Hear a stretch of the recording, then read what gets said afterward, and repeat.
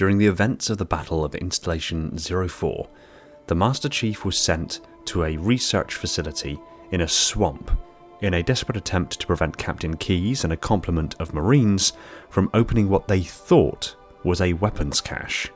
Cortana had been decidedly vague and panicked when she realised the truth of the situation before sending Chief on his way, meaning that when the Master Chief arrived at this facility, he had no foreknowledge and no warning about the horrors that he would discover inside. Upon moving through the facility, he found Covenant troops shaken and panicked, and a lone Marine suffering from PTSD, a battle-induced psychosis, incoherently shouting about the monsters. The first real active intelligence that the Master Chief managed to recover to get a feel for exactly what was going on in this facility was made available to him by the discovery of helmet camera mission footage from a seemingly discarded Marine helmet.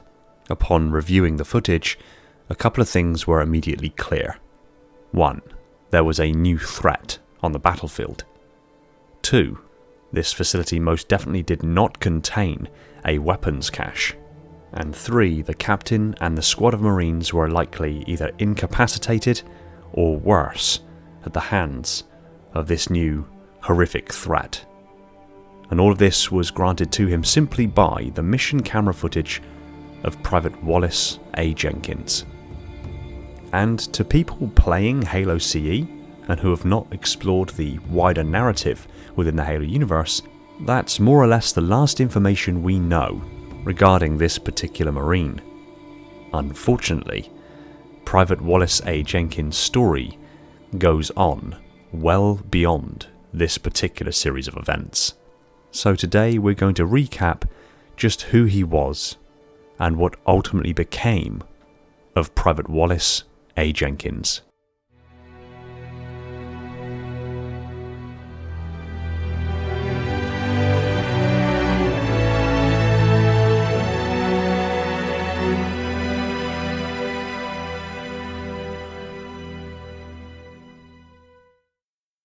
Hey everyone, welcome back to Installation 00, and Private Wallace A. Jenkins' story is quite possibly one of the most distressing series of events to take place within the Halo universe that we are at least directly aware of. And this particular series of events was chronicled exclusively in the book Halo the Flood by William Dietz, which was a novel written about the events of Halo CE, but adding additional context and narratively exploring more events going on around the ring during the events of Halo CE, whilst also providing a perspective on the Master Chief that isn't just us occupying his armour and playing as the Master Chief, but actually Master Chief having his own character development. But by far one of the most powerful stories to be told in this book was the ultimate fate of Private Wallace A. Jenkins. However, before we get to his final fate, we need to recap just who Private Wallace A. Jenkins was. And in order to do that, we have to reference the book Halo Contact Harvest, written by Joe Staten, which chronicled the first contact between the Covenant and humanity on the agricultural world of Harvest, and also happened to be the homeworld of Wallace Jenkins.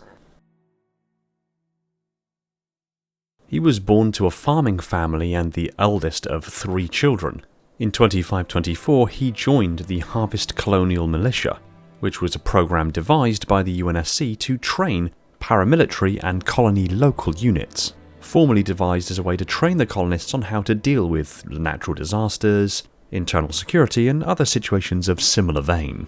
This meant that fewer UNSC forces would have to attend such events, and thus could be stationed closer to the front lines of the war with the insurrection. But informally was designed to simply train a paramilitary counter-insurgency force, a colony-level military garrison that could fight back the insurrection should it arrive on their doorsteps. Wallace hoped that joining the colonial militia would be the step up he needed to eventually reach his ambition of joining the UNSC Marine Corps and becoming an officer. Even during his training, he proved to be an exceptional sharpshooter and was extremely quick at analysing the battlefield, and was a very competent and focused militiaman. Unfortunately, he wasn't part of the colonial militia very long before the Covenant arrived on Harvest. and some very dark times laid ahead for Wallace. Jenkins was present when the first contact between human and Covenant forces was hosted on the planet of Harvest. The Jiralhane war chieftain Maccabeus, with several bodyguards, arrived to begin peace talks. Unfortunately, the talks didn't last long before it became apparent that Maccabeus wasn't there to take fruit or to take offerings from the humans, but to take the entire planet. Conflict broke out immediately following when an over-eager Ungoi attacked human forces, which ultimately marked the first actual conflict between humanity and the Covenant hegemony. Following these failed talks, the Covenant began looking for foreigner relics on the planet, and chaos would follow in quick order. Unfortunately, Jenkins' entire family was killed when the Covenant attacked Gladsheim. Grief-stricken following the loss of his entire family, he ultimately resigned to use his grief and his rage to fuel anger aimed squarely at the Covenant. These conflicts that would come to be known as the First Battle of Harvest saw Jenkins and Staff Sergeant Johnson developing a very close bond, and when it was finally all but certain that Harvest was going to fall and evacuations were taking place, Johnson would offer Jenkins and the remaining militiamen a chance to become Marines in his unit. Jenkins would ultimately accept. We don't know much about Jenkins' service history until the next time he appears aboard Reach Station Gamma during the Fall of Reach in August of 2552. At this point, having fought alongside Sergeant Johnson for 27 years.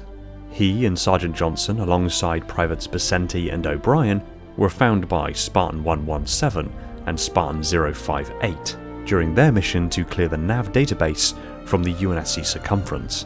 All would team up and extract from Reach Station Gamma and return to the Pillar of Autumn, which would in short order perform a not-so-random slip-space jump away from Reach, ultimately arriving at the first Halo, Installation 04. Upon arrival to proximity of this alien ring world, the Pillar of Autumn was attacked by the Covenant fleet waiting for them.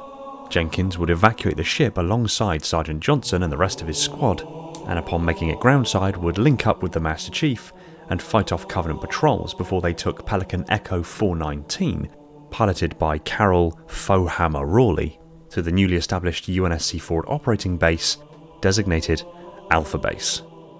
At some point following this, Jenkins, along with the rest of Fireteam Charlie, were taken aboard Pelican Victor 933 to what was believed at the time to be a Covenant weapons cache. The following is the helmet camera mission footage recovered by the Master Chief from Private Wallace A. Jenkins' Marine helmet.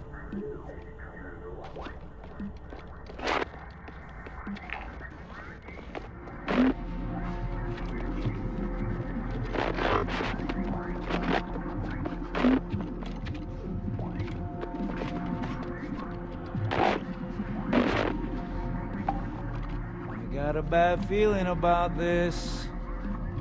Boy, you always got a bad feeling about Captain, something. Sergeant, can you hear me? What's going on, soldier? We've got contact. Lost them. But they're not Covenant. They're just tearing through us. What the flow? No! Corporal, do you copy? Over. Mendoza, get your ass back up to second squad's position and find out what the hell is going on. But I don't have time for your lip, soldier. I gave you an order. Sarge, listen. What is that? Where's that coming from, Everywhere. Mendoza? I don't. There! Get out!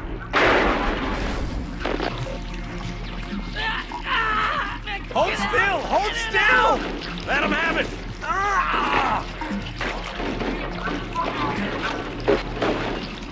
Sergeant, we're surrounded. God damn it, Jenkins! Fire your weapons! There are too many, Don't Sarge! even think about it, Marine.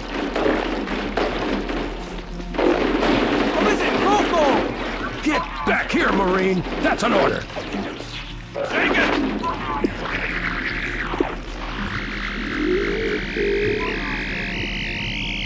In spite of the text in the bottom corner of his mission footage, querying whether or not he was wounded in action or killed in action, Private Wallace A. Jenkins' horrors were just beginning.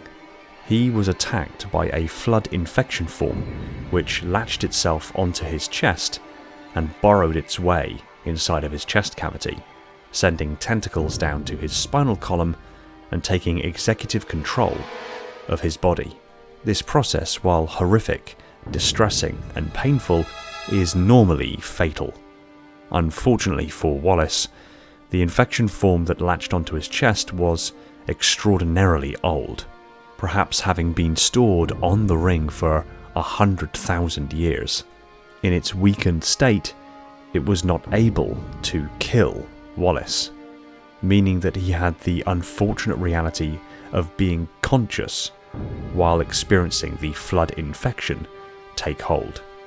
He could feel the flood's tentacles writhing around beneath his skin, his organs being liquefied, his flesh mutated and blistering and developing pustules and tumorous growths. He had to experience his neck vertebrae being broken and his head being forced up and out of the way to make way for the flood infection form's tentacles to protrude from his chest and allow better access for the flood's tentacles to access his central nervous system. Whilst enduring more pain than is fathomable to experience, he was forcibly stood up and marched around, not under his own volition, almost as if the infection form was learning how to use his body. In what can only be described as the most horrific demonstration of locked-in syndrome, Jenkins was fully aware of everything going on around him, but had no executive control over his body. It's reasonable to expect during this process the flood infection form was also probing his mind and sifting through memories, attempting to find anything of use to the flood infestation. However, Jenkins also duly noted that from time to time the flood's presence, its consciousness, its will, seemed to wane as if it was tiring, and during these moments he gained very limited control over his body once more.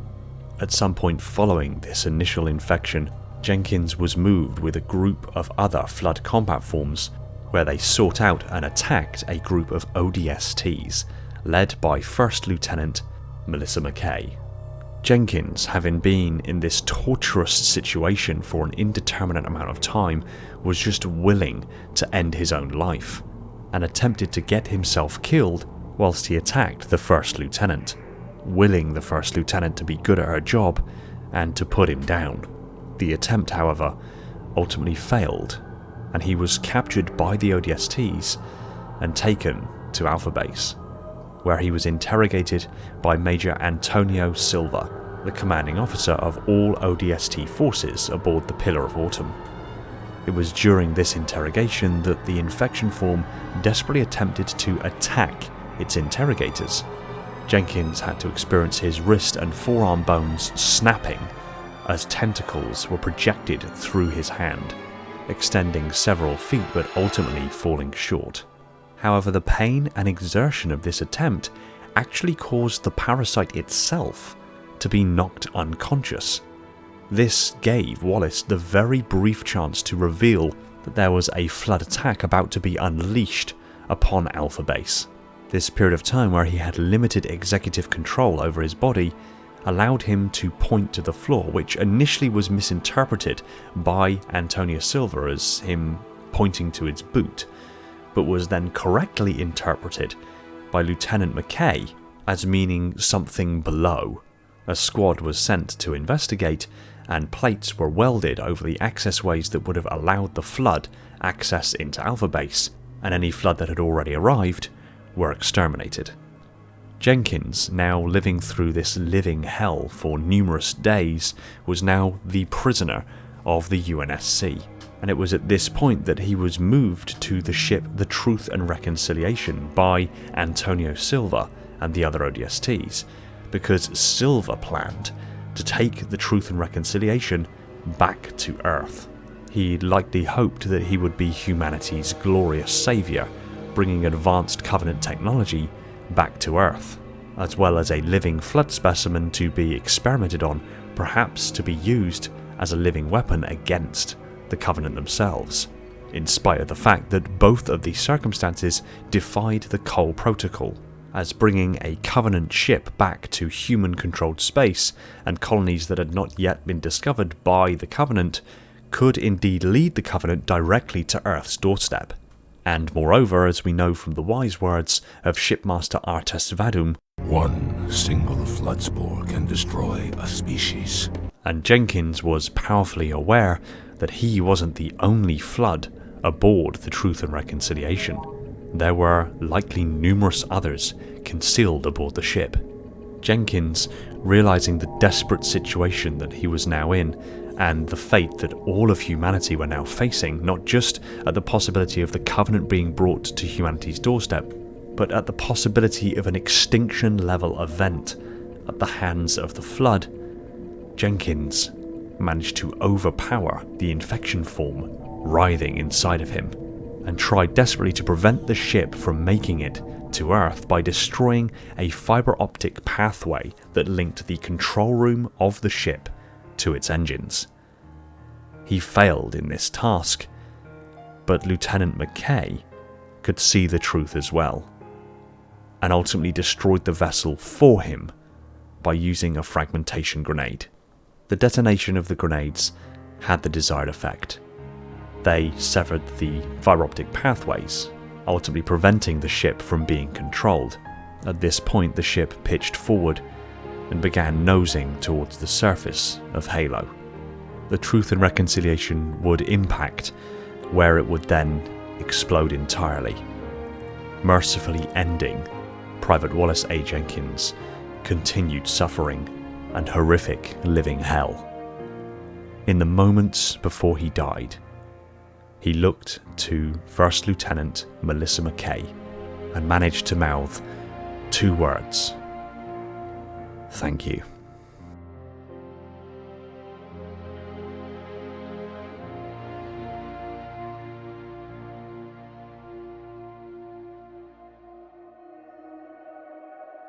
Thanks for watching. If you enjoyed the video, consider hitting the subscribe button and ring the bell so you don't miss out on future videos.